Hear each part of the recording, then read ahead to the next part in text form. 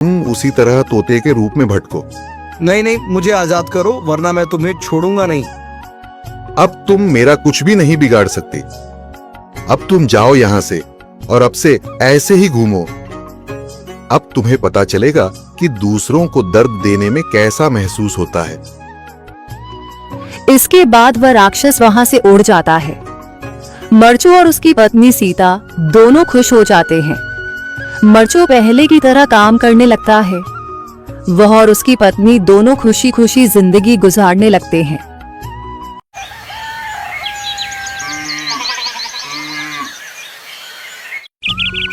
मरचू जंगल से लकड़ियां काटकर बाजार में बेचने गया, लेकिन उसे लकड़ियों के अच्छे दाम नहीं मिले।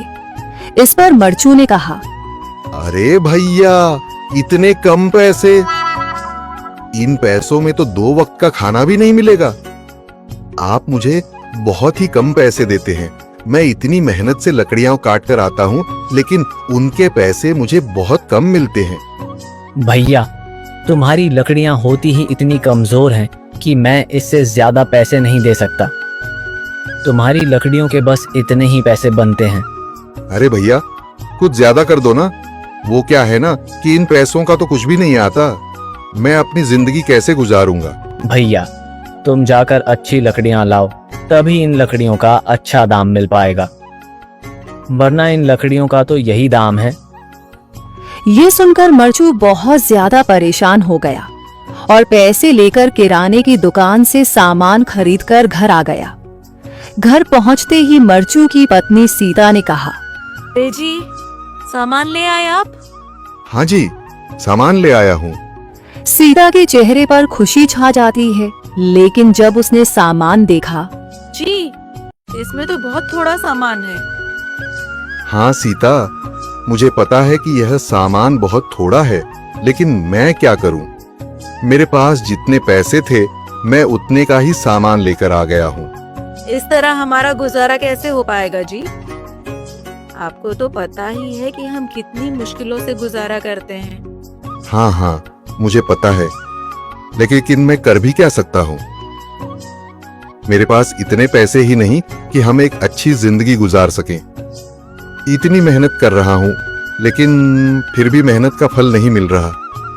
इतनी मेहनत से अच्छी लकड़ी काट कर आता हूँ, लेकिन मुनासिब दाम नहीं मिलता। मैं तो बहुत परेशान हूँ। क्या करूँ? कहाँ जाऊँ? अरे जी, आप परेशान न हो, आप कोई और काम देख लें। मैंने कई बार काम तलाशने की कोशिश की, पर किसी ने भी मुझे काम नहीं दिया। ये सुनकर सीता भी काफी ज्यादा परेशान हो गई। मरचू से सीता की परेशानी नहीं देखी गई। उसने अपनी पत्नी सीता से कहा, मैं फिर से जंगल की ओर जा रहा हूँ।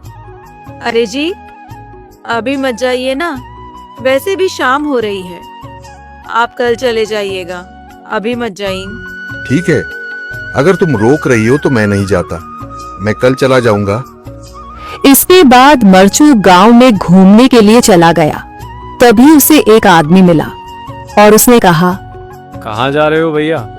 और सुनाओ, क्या हाल चाल है? जिंदगी कैसे गुजर रही है?